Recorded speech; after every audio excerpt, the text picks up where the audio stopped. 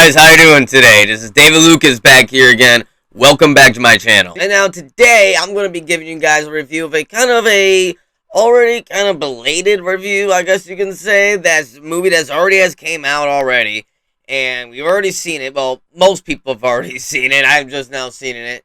Sadly, I'm just now seeing it. I don't know why it took me forever, but today we are going to be reviewing the long-awaited review movie that I've been waiting for to watch for a while. The Devil All the Time.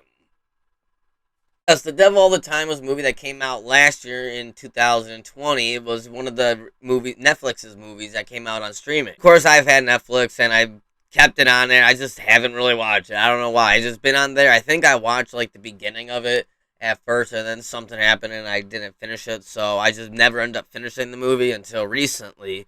Here it is. Here's my review of it. Now, the basic whole plot of this movie is that it's about a sinister town, basically, in the whole South right after, I think, the Vietnam War, I believe, or World War II. We see this town basically fall deeper and deeper into evil and corruption, and we see it through basically the eyes of this one kid, of this one man, who basically has to face the challenges of this corrupt town. Now, this movie, Devil All the Time, is basically stacked with a huge cast. The cast of it is just huge. Sebastian Stan in it, Tom Holland, Robert Pattinson, Jason Clarke is even in it, Lee Kilo's in here, Bill Skarsgård. As you can tell, that's just basically half of the cast that's in here. There's so much more people that are in this movie, and that's just top of it, why this movie is probably so interesting.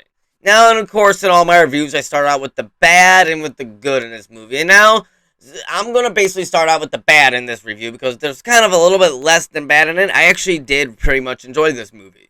Now, basically, one of the only bad things of this movie that I can say is that, yes, one thing about it is what I mentioned earlier, is that it is stacked with the big cast. And that is one thing that is kind of working against this movie, in my opinion, is that as the movie's all good and stuff like that, there are a little bit too much characters to focus on and a little bit too much character and character developments working on and story arcs. Basically, every person in this movie has a character arc, has a story arc, and even though they are good, even though I do like the story arcs that these characters go on, I do feel that it's a little bit too much, and it kind of impedes and kind of gets in the way of the actual plot and actual main character of this film, which is Tom Holland, who does do an amazing job in this movie. The thing I gotta say is that this movie is probably divisive, and from what I've seen so far of it, even though it's been out for a good couple months now, it's been out for a good few months, it's that, I think since October maybe it came out, I don't know, maybe sooner, that it is pretty divisive. Some people are not liking this movie, some people don't like it. And it's very divisive, I think, because of what this movie shows and the stuff that it has in it. It is really graphic, and it shows a lot, and it has a lot of blood and brutality and a lot of harsh things in this movie that I feel like some audience don't want to see. It is most definitely not a feel-good movie at all. Kind of in the lines of The Joker, how The Joker's not a good feel-good movie at all. This is kind of like that. It is not a feel-good family type of movie at all. Definitely do not watch this movie with your family. Don't watch it. Yeah, that wouldn't be a good idea. And again, going back to the so much characters in here, it really could have worked better with the more forward story, and it was just kind of focusing a little bit more on our main character's story arc and his character, and not really focus on all the other characters. Yes, again, like I said, it's cool the stuff that we learned, and because we learned basically a backstory with every single character, and then we get a whole character arc with every single character.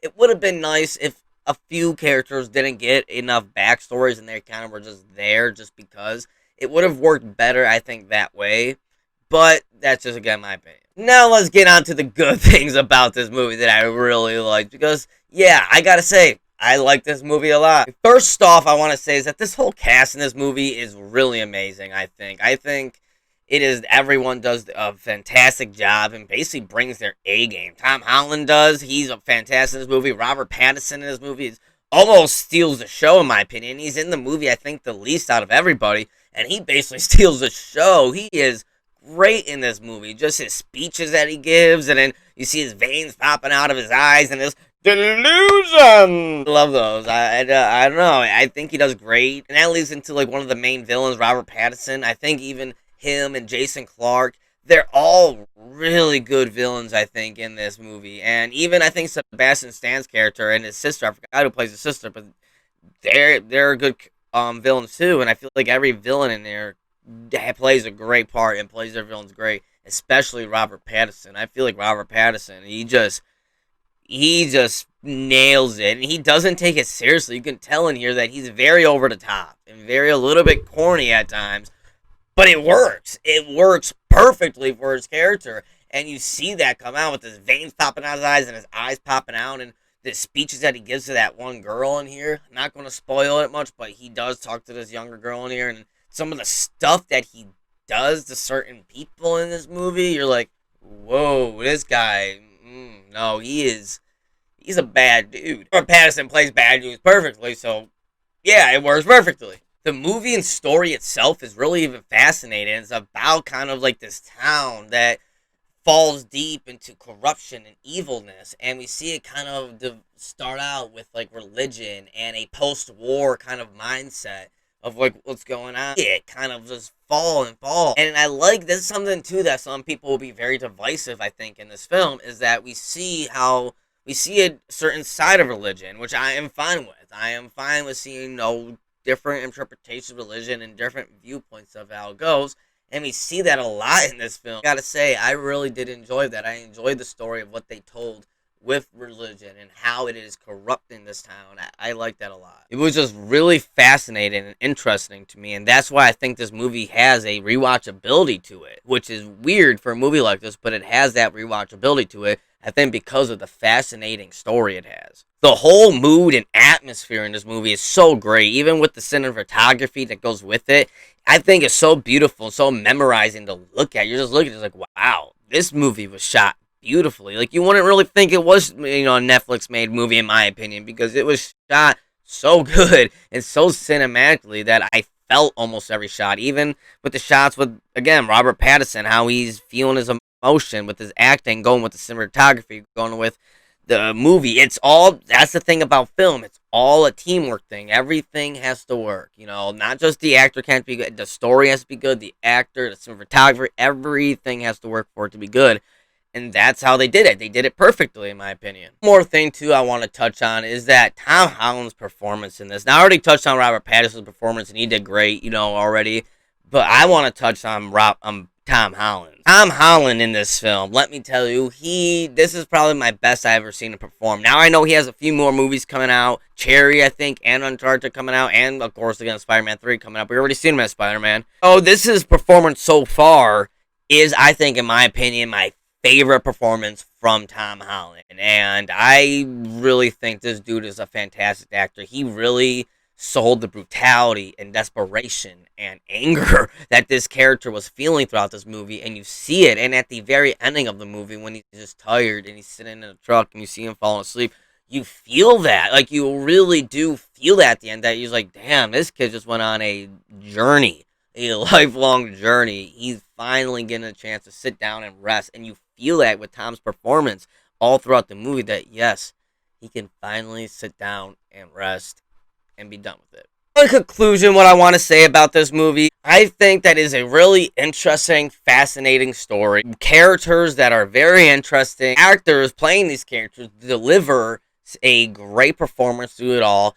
The script is really good in here. The execution of the movie is very well done. It could have went bad. This is the type of movie that the execution was wrong. It could have went really bad, but it didn't. It worked out great. Tom Holland and Robert Pattinson, of course, Spider-Man and Batman in here, are doing a great job in this film. They are fantastic actors. Everyone in this movie is fantastic actors. My only really big problems with this is that I think this movie is a little bit overly stuffed and a little bit too much character arcs going into this film, and it kind of takes away a lot from this movie, from the main character of this movie and his story. And the film, too, has a lot of divisive stuff in it and a lot of brutality, and is really hard in this film that a lot of people might not like.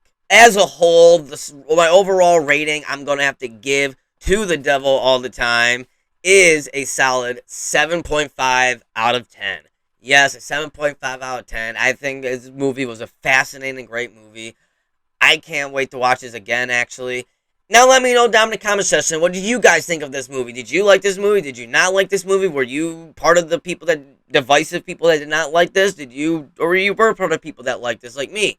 Let me know down in the comment section below. Let me know. I always want to know. Remember to give me a like and subscribe on my channel. I always appreciate it. It always helps and supports me. I always appreciate you guys' support all the time. And until next time, guys, we'll see you later.